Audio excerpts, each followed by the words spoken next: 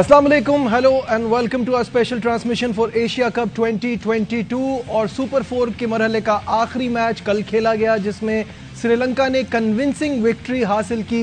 5 विकेटों से ये कामयाबी श्रीलंका को मिली।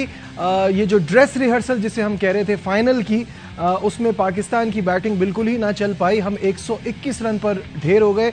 बॉलिंग की अगर बात करें तो हारिस रऊफ और हसनैन ने दो खिलाड़ियों को आउट किया, जबकि उस्मान कादिर 1 विकेट लेने में कामयाब हुए। मैच में क्या हुआ आपको दिखाते हैं मैच रिपोर्ट में। मेरे साथ मौजूद है मेरा पैनल, तौसीफ अहमद, तनवीर अहमद और शोएब जट। और अभी कुछ देर पहले हम बात कर रहे थे किस तरह इस ड्रेस रिहर्सल का फाइनल की पाकिस्तान ने फायदा नहीं उठाया और बहुत वन साइडेड मैच हुआ। लेकिन अब फैसला होगा कल के एशिया का बादशाह कौन होगा। तौसीफ भाई, कल के मैच पे योर थॉट्स? देखिए, आज ही समाप्त कर लेते हैं सारा पाकिस्तान का, तो कम से कम कल भी कर लेंगे, कल प्रोग्राम है। बट अगर ओवरऑल आप देखें तो हमें खुशी ज़रूर हुई है कि हम फाइनल में पहुंच गए, लेकिन अप टू द मार्क हम खेले ही नहीं हैं। कल क्या हमने इजी लिया कि कोई बात नहीं, फ्रेंडली मैच है। नहीं, आपने 2 बॉलर ही चेंज किए हैं ना, और तो कुछ नहीं किया। आपने बैटिंग तो चेंज नहीं की। आपकी बैटिंग वही है जो पहले से एकदम हंसाती है, कभी कभी हंसाती है और उसके बाद उड़ाना शुरू कर दी। आप ये देखें, ये जितने प्लेयर मिडिल ऑर्डर की हम बात कर रहे हैं, कब से कर रहे हैं, और कुछ नहीं होकर देता। कल भी देखिए भाई, इतना अच्छा खेलने के बाद तो आपको अच्छा खेलना चाहिए। टॉस पे ये सोचेंगे यार टॉस हार गए, ये सब बेकार की बातें हैं। देखें, ये है पुरानी कहानी जो हम पहले कह चुके हैं कि भाई आपने कोशिशें ही नहीं की कभी कि आप अपनी टीम को सेट करो। बार बार हम ये बात करते थे कि बाबर नहीं चला या रिजवान नहीं चला तो फिर हमारे पास क्या है। तो वो तो अब होता हुआ नजर आ रहा है हमें कुछ, लेकिन इसके बाद जहां हम जा रहे हैं ना, वहां ये चीजें नहीं देखने में आएंगी। ये इफ्तिखार हुआ, ये आसिफ हुआ, ये सिर्फ 2 बॉलों पे छक्कों के लिए हमने रखे में, यानी ये पोजीशन में है कि जब छक्के तो मान लें, उसके बाद 2 बॉलें 3 बॉलें डॉट खेल जाते हैं। मतलब आप रोटेट ही नहीं कर पाते जो है स्ट्राइक को। तो यहाँ तो कमजोरियां हमें नजर आ रही हैं। ठीक है, आप फाइनल जीत जाएंगे इंशाल्लाह, हम जीतेंगे, ऐसा है। लेकिन जो चीजें हैं वो ये आने वाले 7 जो 2020 है ना, इंग्लैंड की टीम को आप जो है ना बना लें। बिल्कुल सही है। Tanveer, your thoughts on last night's game? देखें, मैं हमेशा यही बात करता हूं कि मैं कंसिस्टेंसी की बात करता हूं। मैं ये रेलू कट्टे टाइप की चीजों की मैं बात नहीं करता। और जब मैं ये वर्ड यूज करता हूं कि ये लोग तुक्के में रन्स करते हैं, तो फिर मुझे लोग कहते हैं कि जी तुम तुक्के की बात क्यों करते हो। मैं ये उस चीज को बिल्कुल नहीं मानता कि जी 8 मैचेस बाद 9 मैचेस बाद 1 मैच में रन किए और आसिफ अली साहब तो फलाना रिमेंबर दी नेम, बड़ा एहसान कर दिया हमारे ऊपर। मैं वो बात नहीं करता, ठीक है ना। अब इनको जरा जो तौसीफ भाई बात करते हैं थोड़ा सा कंटिन्यू करते हैं। देखिए, मैं इस एशिया कप की बात कर रहा हूं। बाबर आजम नो डाउट बहुत अच्छा प्लेयर है। बाबर आजम जैसा प्लेयर चीज में कुछ नहीं करेगा ना, तो हम उसको फिर भी बैक करेंगे क्योंकि वो एक प्लेयर है। 5 मैचेस में 63 रन है उनकी, 12.5 की एवरेज। अब सुनते चले जाइएगा, ठीक है। फखर जमान के 5 मैचेस में 73 रन है और 14.5 की एवरेज है। इफ्तिखार की 5 मैचेस में 96 रन है और 19 की एवरेज है। खुशदिल शाह की 5 मैचेस में 56 रन है और 11.5 की एवरेज है। नवाज के 5 मैचेस में 73 रन है, 18 की एवरेज। आसिफ अली 5 मैच खेला, 4 मैचेस में बैटिंग आई, 41 रन 10 की एवरेज। इन टोटल इनको मिलाएं तो 30 मैच बनते हैं, इन सबको मिला के तो 402 रन है और 13.5 की एवरेज है। अकेले रिजवान को देख लें, 5 मैचेस में 226 रन है और 45 की एवरेज, ठीक है। तो मुझे ये बता दें, क्या हम गलत बात करते हैं कि तुक्के में आप लोग रन करते हैं? 1 मैच में रन करेंगे अभी इंग्लैंड के खिलाफ या फाइनल में रन कर दें, सारे हीरो बन जाएंगे। तो भाई बात यह है कि हम कहते हैं कि पाकिस्तान टीम को जीतना चाहिए, हम भी कहते हैं कि फाइनल भी जीतना चाहिए।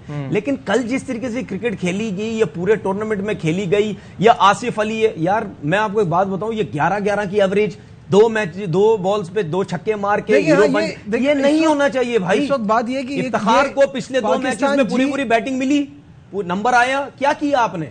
मतलब आप लोग ये कहते हैं जी खुशदिल शाह, इफ्तिखार हो गए, आसिफ अली हो गए, कि हमें सिर्फ आखिरी 2 ओवर मिले। हमें आखिरी सी 10 बॉलें मिले, हम रन करके असल में बात मैन चीफ सेलेक्टर बैठा हुआ होता है, इसको स्ट्राइक रेट की पड़ी हुई होती है, स्ट्राइक रेट वही वाली बात है जिसपे हम पहले भी बात कर चुके हैं, क्योंकि आपका टॉप 3 इतना ज्यादा परफॉर्म कर रहा था, इतना ज्यादा खेल रहा था कि आपका मिडिल ऑर्डर ऐसे एक्सपोज नहीं हो रहा था। अब जब हो रहा है तो ये वाली बातें दोबारा से आ रही है सामने।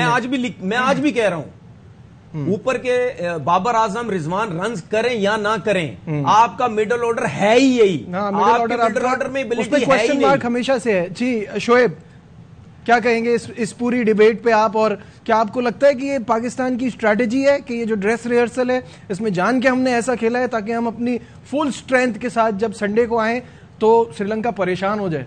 नहीं, मुझे तो हंसी आ रही है और यकीनी तौर पे हंसने का ये मुकाम भी है कि एक मैच पहले हम जो है शान में किलाबे मिला रहे थे कि क्या हीरोज हैं यार, क्या इन्होंने परफॉर्म किया है। धीरज रखें, कोई मसला नहीं है। एक मैच अगर बुरा चला गया तो इसका ये मतलब नहीं है कि इवेंट आपके हाथ से चला गया। वेकअप कॉल जरूर है और मैं ये समझता हूं इवेंट तो आपके हाथ से नहीं गया, you are in the final.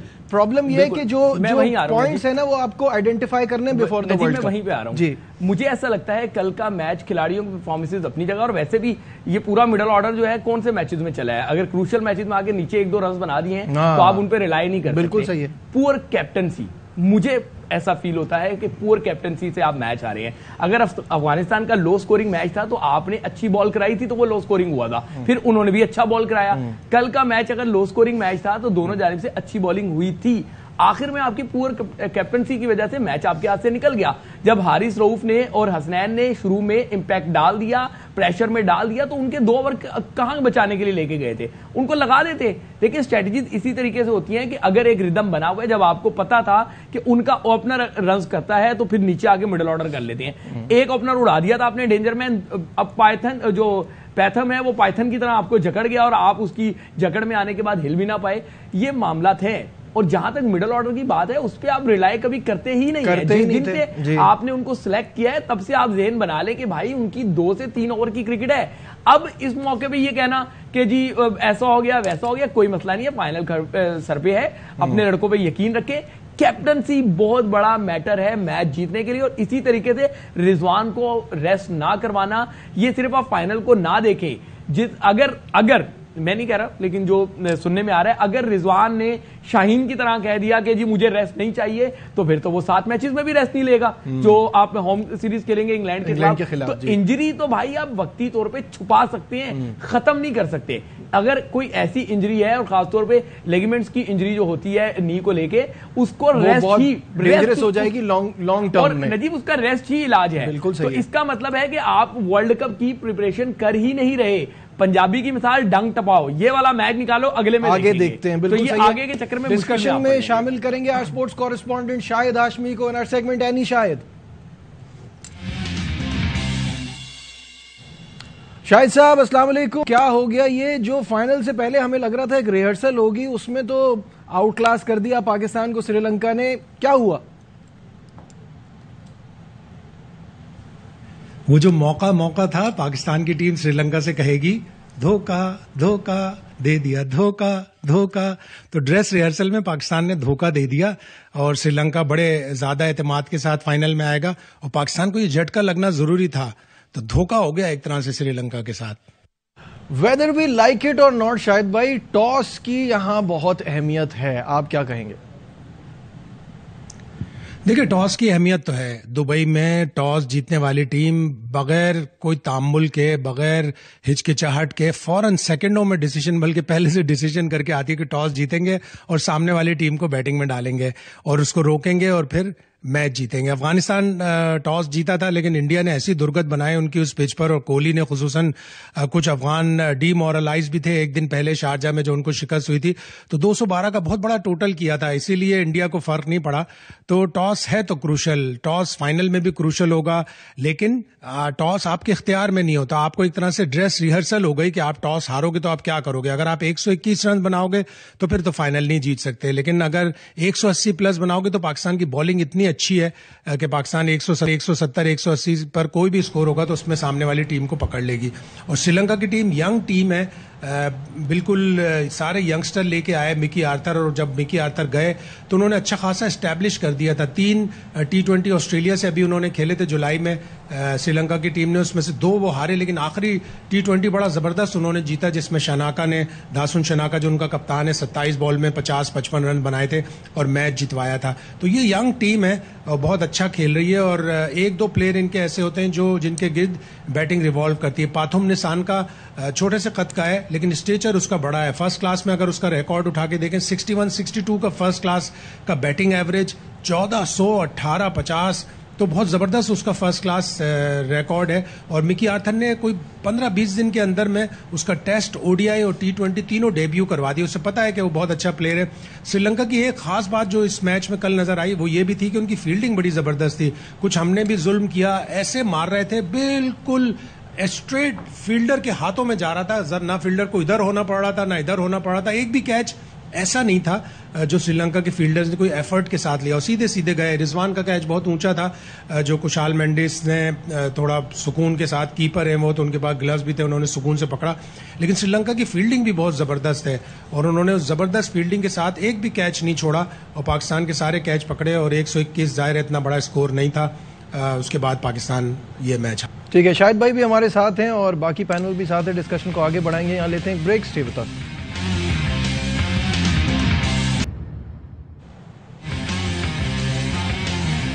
Glad to have you back once again to our special transmission। Break पे जाने से पहले हम बात कर रहे थे शाहिद हाशमी साहब से, जिनका ये कहना था कि ऑब्वियसली टॉस की अहमियत तो है। इसी हवाले से हेड कोच सकलैन मुश्ताक का कहना है कि चैंपियन बनना है तो टॉस को अहमियत नहीं देनी होगी। हमारी ओवरऑल कारकर्दगी अच्छी है।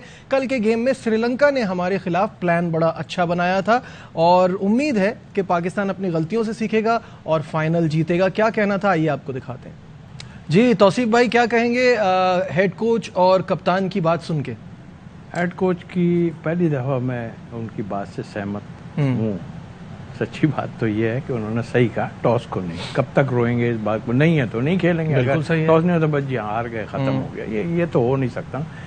उसको चेंज करें, कहीं ये ना हो कि कल श्रीलंका ही ये चेंज कर दे, बैटिंग पहले हो जाए, आ जाए उनकी और उसके बाद ये सब कुछ हो सकता है। दूसरी बात ये जो बात कर रहे हैं गलतियां अभी से थोड़ी हो रही हैं, गलतियां तो बहुत पहले से हो रही हैं। कौन सी गलती की बात कर रहे हैं, क्या गलतियां थी बताएं? बैटिंग ऑर्डर गलत किया या प्लेयरों ने आपके, वो तो कब से ऐसा खेल रहे हैं। तो मेरा ख्याल है ये चीज़ें बेमायने अब हो गई हैं हारने के बाद। आप फाइनल जीत जाएंगे, बिल्कुल जीत जाएंगे, लेकिन हम वहीं पे खड़े हैं कि आपकी तैयारी क्या है। अच्छा, कल मुझे किसी ने बताया, आई डोंट नो, मुझे नहीं पता कि वो सही वीडियो है या नहीं है, मैंने खुद नहीं देखी, कि यूसुफ भाई जो हैं वो जो नसीम को छक्के मारते हुए जो प्रैक्टिस करा रहे हैं छक्कों की, तो वो वीडियो डाल दी है। अगर ऐसा है, बैट्समैन को कब छक्के लगवाएंगे आप? बैट्समैन को कब बनाते हुए आप जो है वो वीडियो बना के डालेंगे? क्या मजाक बना दिया यार, ऐसे नहीं होता भाई। इतने बड़े प्लेयर हो आप, ये वीडियो डाल के आप अपने आप को करने, मुझे लग रहा है आपकी जस्टिफिकेशन तो देनी होती है। मुझे लग रहा है आप जस्टिफिकेशन बिल्कुल, क्या कौन सा अल्फाज कौन सी मतलब जस्टिफिकेशन भाई। मुझे लगता है आपको एकेडमी भेजा जा रहा है, जिस तरह का हेडन आया है ना, हो सकता है आपको वहाँ भेज दें, उनको बताएं यार किस तरह खेलना है। उस दिन डाल दी थी एक और फ़हीम अशरफ के साथ कि मैंने इनको बताया, उनसे कहलवा भी दिया, तो हाँ उन्होंने मुझे बहुत, यार ये अगर ऐसे 2-4 दिन में ही सीख रहे होते ना सब, तो बहुत तो ये तो तनवीर की तरफ ही आ रहा हूँ। तनवीर मुझे बताएं, ये तो पुरानी बात है हमारे यहाँ, तो जो एक डिबेट चलती है ना, गोरा कोच हो कि लोकल कोच हो, तो हम बार बार यही बात करते हैं कि जो कोच आता है वो एक बैगेज के साथ नहीं आता और वो अपनी तारीफें और प्रेज करवाना प्लेयर के मुंह से, ये उसका काम नहीं होता। वो पैसे लेता है और काम करता है और चला जाता है। हमारे यहाँ ये बहुत ज्यादा होता है कि जरा बोल देना कि मैंने बड़ा तुम्हें सिखाया और मेरी वजह से तुम्हें बड़ा रिलैक्स। और ये बड़े बड़े प्लेयर बोलते हैं, बड़े बड़े प्लेयर्स ये बोलते हैं, मेरे वास्ते गल कर लें, इंटरव्यू तो जाए प्लीज मेरा नाम ले लें, मेरी वैल्यू बन जाएगी। ये सबका ये हाल है। अच्छा, आपने गोरा कोच की बात की ना, मैं टोटल अगेंस्ट हूँ, आपको पता है। मैं नेशनलिटियों वाला, एक तो जो हमारे लोग नेशनलिटी ले लेके बैठे हुए थे यहाँ के, इनके तो 100% सख्त खिलाफ हूँ। इनको वही होना चाहिए, यहाँ नहीं होना चाहिए। उसके बाद गोरा कोच की मैं इस वजह से बात करता हूँ, वो हमारा सिस्टम समझ ही नहीं सकता। अच्छा, हम जब लेके आते किसी को, वो भी ऐसे बंदे को लेके आते हो जिसको अपनी होती है, ठीक है। जब वो आता है उसको नोट नजर आते हैं, वो अपने चक्रों में सेटिंगें कर करके रह रहा होता है, वो सिस्टम के लिए नहीं आता, वो अपने लिए आता है। तभी हमारी चीजें खराब होती है। और जेन्युइन आदमी वो नहीं टिकेगा कभी भी किसी भी सिस्टम में, क्योंकि उसको ये काम नहीं करने देते। और जहां यूसुफ भाई की बात की है, मैं तो अपने हर किसी प्लेयर की बात करता हूं, ये सारे ड्रामे हैं, टीवियों पे कुछ बोलते हैं, जब आते हैं नोट मिलते हैं चुप होते सारे। ये जो इन्होंने वीडियो की बात की ना, वो एक बच्चे की भी वीडियो उन्होंने डाली थी, कहीं इन्होंने ट्वीट किया था, ये बच्चा बड़ा जबरदस्त है, मुझे जरा दिखाओ ये बच्चा कहां है। पहुंच गए अगले दिन उसके पास। ये सब ड्रामे दिखाना, वो बच्चे जो टीम में खेल रहे हैं उनका सुने वो इतना अच्छा बच्चा खेल रहा है, उसका इतना अच्छा टैलेंट, उसको जाके सिखा रहे हैं यूं खेल। भाई वो छोटा बच्चा है, ठीक है, मैं यूसुफ भाई की बैटिंग के ऊपर उसके ऊपर कोई बात नहीं कर रहा, बहुत बड़ा प्लेयर है, लेकिन उसको चलने दे, आपने अपनी एफिशिएंसियां झाड़ने के लिए। आपकी बात से ना मुझे एक चीज समझ नहीं आ रही, आप गोरे कोच के फेवर में भी नहीं हो, आप लोकल कोच के फेवर। मैं बताता हूं ना, रख ले, मैं गोरे के इसमें फेवर नहीं, सिस्टम का पता नहीं, मैं लोकल के फेवर में, लेकिन जेन्युइन आदमी जो वाकई काम करना चाहता है। यहाँ हमारा सिस्टम क्यों खराब है? हम अपने बंदे को भी लाते हैं, वो सब, अब कितने लोग ऐसे हमारे डोमेस्टिक में बैठे, हर जगह बैठे हैं, हर जगह नजर आएंगे, क्योंकि उनकी सेटिंगें हैं, उनका काम है, वो आके बैठ जाते हैं, ठीक है ना। अब दूसरी बात ये कि आपने कोई भी हमारा बैटिंग कोच देखा होगा, जब वो जिताती है ना बैटिंग, फौरन ट्वीटर डालेंगे, अल्हम्दुलिल्लाह, माशाल्लाह, बड़ा जबरदस्त खेला। जब हारेगी ना, तो वो कभी भी नहीं डालेंगे कि जी हमारे उसने गलत बात को। और एक चीज, सकलैन मुश्ताक की बात कर दूं, टॉस तक तो बहुत अच्छी बात थी, बाकी उन्होंने बात की, वो मेरी नजर में मादर के साथ जीरो, वो रिवायती जुमले होते हैं। सुने, वो अपने आप को बचाने के लिए बड़ा अच्छा खेला। जो बाबर आजम ने बात की, वो बिल्कुल सही बात की। हमने गलतियां की, क्या ऐसी बॉलिंग हो रही थी जी, आपके प्लेयरों ने गलत शॉटें खेली, उन्होंने कोई प्री प्लान के साथ थोड़ी आउट किया आपको, आपने गलत शॉटें खेली हैं, जो बाबर ने बोला। शोएब इसमें क्या ऐड करेंगे? यार पहले तो मैं ये समझता हूँ गलत शॉट्स जो हैं वो प्लान के तहत ही होते हैं ना यार। ऐसा तो नहीं है कि उन्होंने बॉल जो है वो वहां करा दी, आपने शॉट उधर खेल दिया। प्लान होता है कि इस बैट्समैन को यहाँ पकड़ा जाएगा, यहाँ वो किया जाएगा। दूसरा देखें, जो कोचेस की बात हो रही है, यही सकलैन मुश्ताक को जब इंग्लैंड रखता है, वेस्ट इंडीज रखता है, तब आप कहते हैं यार हम अपनों की कदर नहीं कर रहे। उमर गुल को अफगानिस्तान ने रखा तो आप कहते हैं कि हम अपनों की कदर नहीं कर रहे। मुश्ताक को रखा तो मुश्ताक के बारे में ये बातें होने लग जाती हैं।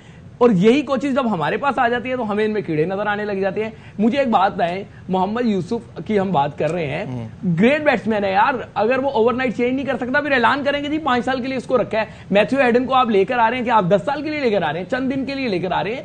देखिए हर एक का रोल होता है। शॉर्टर फॉर्मेट की अगर हम बात करें तो वहां पे छोटी छोटी चीजें ही दुरुस्त कराई जाती हैं, ये हमें समझना होगा। हम बस जो है ना राशन पानी लेके चढ़ दौड़ते हैं। मैं अभी भी आपको बताऊं कि कल अगर आपके तीनों पेसर होते, साफ पता चल रहा है, शुरू के आप 3-4 ओवर देख लें कि वो 140 प्लस पे फंस रहे हैं। अगर आपके तीनों पेसर होते तो ये मैच आराम से निकाल सकते थे। ये तो बैटिंग की बात है, आपकी बैटिंग 121 कर रही है, आप अपने पेस से कितनी बार 147, 130 कितनी बार बचाएंगे? ये बात कर रहा हूं कि आपकी स्ट्रेंथ कभी भी बैटिंग नहीं रही। वो तो सही है, स्ट्रेंथ है ही नहीं, तो फिर आप क्या बात कर रहे हैं? फिर आप सवाल ना करें बैटिंग कोच से, आप बात करें रिटर्न में कि हम बॉलिंग से ही मारेंगे। तो बकवास ना लगाएं भाई, हम तो पांड्या से फंस रहे हैं, पांड्या से फंस रहे हैं। जी, अब आप बताइए, पांड्या ने शॉर्ट बॉलें करा के हमको फंसाया यार। अच्छा, अगले मैच में क्यों नहीं पांड्या ने शॉर्ट बॉल कराई? क्या पांड्या पूरा खेल रहा है, विकेट के हिसाब से उन्होंने ऐसी प्लान बनाया था। जल्दी हमें ब्रेक पे जाना है जी। तनवीर भाई मेरी बात जल्दी वेस्टइंडीज की टीम के साथ क्या हेड कोच लगे हुए थे? क्या थे? Bowling coach. इंग्लैंड की टीम के साथ क्या हेड कोच लगे हुए थे? Bowling coach. बॉलिंग कोच लगाओ ना पाकिस्तान टीम के साथ, तब हमें समझ आती है। आपने उठा के नेशनल क्रिकेट एकेडमी से हेड कोच बना दिया, वो गलत है। कोई हेड कोच को कोई एक्सपीरियंस ही नहीं है। और बात ये कि नेशनल क्रिकेट एकेडमी में सुने मेरी बात सुने। अभी 2-3 और कोच तैयार हो रहे हैं, अभी आगे चल के नाम लूंगा इनके। 2-3 कोच डोमेस्टिक में आ गए हैं, इन्होंने आगे चल के पाकिस्तान टीम का हेड कोच हम ऐसी डिस्कशन पे आ गए जैसे पाकिस्तान हार गया। हारने की बात हारने की बात इंशाल्लाह पाकिस्तान जीतेगा। फिर उसके बाद देखिए ये जो खामियां हैं, भाई हम खामियों की बात कर रहे हैं, इस पर बात करना बहुत जरूरी है। हाँ, इस पे बात करना बहुत जरूरी है, क्योंकि ये हमने सारी जिंदगी एशिया में नहीं खेलनी, हमने बाकी टीमों को भी हराना है। हमें वर्ल्ड कप हमारा टारगेट होना चाहिए, जिसके लिए ये इश्यूज आइडेंटिफाई करना बहुत जरूरी है। यहां लेते हैं एक ब्रेक, स्टे विद अस।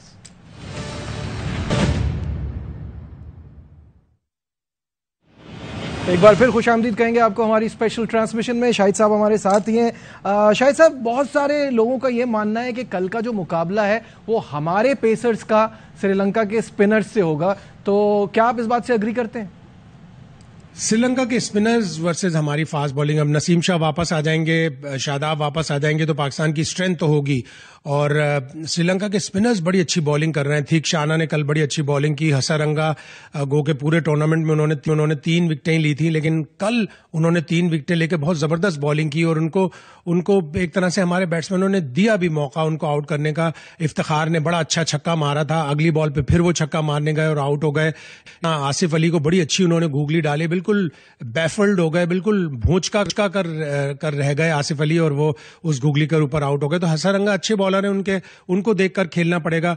फिर हमारे पास भी शादाब है, नवाज है, अच्छी बॉलिंग कर रहे हैं, नवाज भी बहुत अच्छी बॉलिंग कर रहे हैं। तो एक अच्छा मुकाबला फाइनल में होगा।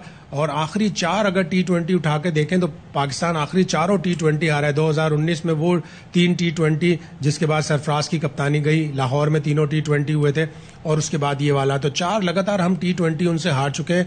लेकिन ओवरऑल अगर देखें तो हमारा रिकॉर्ड अच्छा है और हमारी टीम भी बेहतर है। मुकाबला अच्छा होगा, लेकिन श्रीलंका जाहिर है एतमाद के साथ जाएगा। अच्छा शाहिद साहब, जो बात कर रहे थे पेसर्स का, हम अपने जरा दिखा भी दें कि ये हमारे पेसर्स की जो हम बात करते हैं तो एक स्टैट है जो कल तक के मैच का था फास्ट बॉलिंग का, और उसमें pacers in Asia cup 140 plus deliveries जो हैं वो अगर आप देख लें तो पाकिस्तान इज फार अहेड, और हमारी 169 डिलीवरीज जो हैं वो 140 प्लस किलोमीटर पर आवर हमने कराई है। और साथ साथ अगर देखें श्रीलंका दूसरे नंबर पे, and that is a huge gap, वो सिर्फ 35 उन्होंने कराई है। इंडिया की 31 है, बांग्लादेश की 29 एंड सो ऑन। तो आप देख सकते हैं Tanveer as a fast bowler quickly इस पर क्या कहेंगे कि हम इतना पेस जो है हमारे पास, वो ऑब्वियसली आप तो इस बात पे बिलीव करते हैं कि इट्स अ रेयर कमोडिटी, ये बड़ी स्पेशल चीज है। बिल्कुल। देखें बात ये है कि अगर आप पूरी दुनिया में भी देखें सबसे ज्यादा तेज फास्ट बॉलर्स हमारे पास आते हैं। जो भी आता है 140 प्लस ही आता है। एक तो पाकिस्तान में आप अगर फास्ट बॉलर्स को बंद भी कर दे तो वो फिर भी कहीं ना कहीं से निकल आते हैं, इधर आते ही फास्ट बॉलर्स हैं। उसके बाद हमारी जो स्पेशली डोमेस्टिक क्रिकेट है, जो फ्लैट पिचेस होती हैं, वहां पे जब आप बॉलिंग करते हैं, जब आपको विकेट्स नहीं मिलती हैं स्पेशली फ्लैट पिचेस पे, फिर आप आगे बॉल करने की कोशिश करते हैं, आप एयर में बॉल करने की कोशिश करते हैं। वो जो आपको प्रैक्टिस हो रही होती है, आपको बैक बड़ी जबरदस्त लग रही होती है। और इसका सबसे बड़ा रीजन जो है, जितने भी फास्ट बॉलर्स है, इवन बैट्समैन की भी बात करूं, मैं फास्ट बॉलर्स की भी बात कर रहा हूं, सारे फास्ट बॉलर ज्यादातर टेप बॉल क्रिकेट खेल रहे होते हैं। वहां उससे उनको फायदा होता है, उससे उनका पेस निकलता है, पेस जनरेट इस वजह से होता है टेप बॉल से, क्योंकि टेप बॉल में आपने सिर्फ यॉर्कर्स ही करने होते हैं। तो उससे जो आपकी बॉडी आगे पुश होती है, बैक लगती है, वो जो आपका जो पूरी बॉडी की अलाइनमेंट है, वो जो एक बैलेंस होती है ना, वो उससे बड़ी जबरदस्त बनती है। ठीक है शाहिद साहब, आखिरी सवाल मुझे बताइएगा, बाबर क्यों नहीं चल पा रहे? क्योंकि हम हर बार बॉलिंग पे तो बात कर रहे हैं, बैटिंग में हमें चाहिए कि बाबर आजम परफॉर्म करें। बाबर की बैटिंग के ऊपर सभी लोग ये कह रहे हैं और बैटिंग कोच मोहम्मद यूसुफ से ज्यादा अच्छा तबसरा कोई और नहीं कर सकता। वो इनसाइड आउट जानते हैं, बाबर आजम को बैटिंग प्रैक्टिस करवाते हैं, यहाँ पे बैटिंग कोच की हैसियत से हैं। उन्होंने बड़ा अच्छा कहा कि उसके बल्ले पे बॉल आ रही है, उसके शॉट्स बहुत जबरदस्त हैं, लेकिन उसके साथ बदकिस्मती चल रही है कि वो ज्यादा बड़ा स्कोर नहीं कर पा रहा। 9 रन, 10 रन, फिर 14 रन, उसके बाद ये 30 रन। ये 30 रन में भी काफी स्ट्रगल किया बाबर आजम ने, इतनी बॉलें वो नहीं लेते, 29 गेंदों में 30 रन उन्होंने बनाए।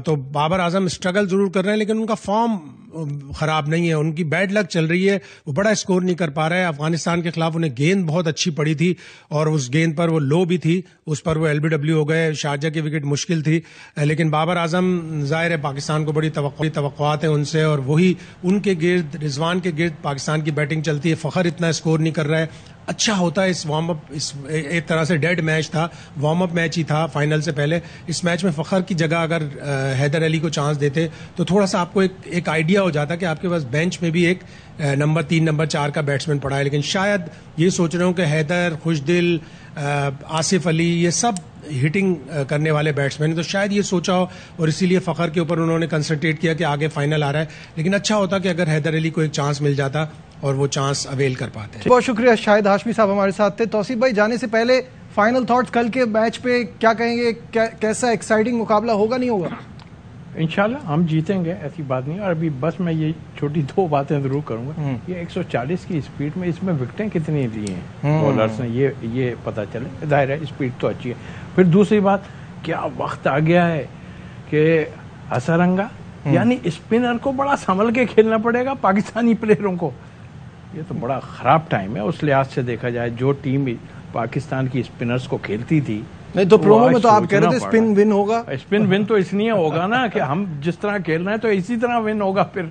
ये नहीं, सारी टीमें ठीक है, वो तो मैं उस वजह से भी कह रहा हूँ कि जो वहाँ का पिच वगैरह है उस लिहाज से कहता हूँ। फिर अटैक करते हैं तो जाहिर है विकेट्स उसमें मिलती हैं, बट अफसोस का मुकाम है हमें कि हमें इन दोनों चीज़ों को देखना पड़ेगा। बिल्कुल सही है। आज की ट्रांसमिशन में बस इतना ही। कल 2 बजे से हम आपके साथ होंगे, फाइनल साथ एंजॉय करेंगे और इंशाल्लाह पाकिस्तान टीम बहुत बेहतर खेल पेश करेगी और एशिया कप की चैंपियन बनेगी। दीजिए अपने मेजबान नजीबुल हसनैन को इजाजत, अपना बहुत ख्याल रखिए, अल्लाह हाफिज।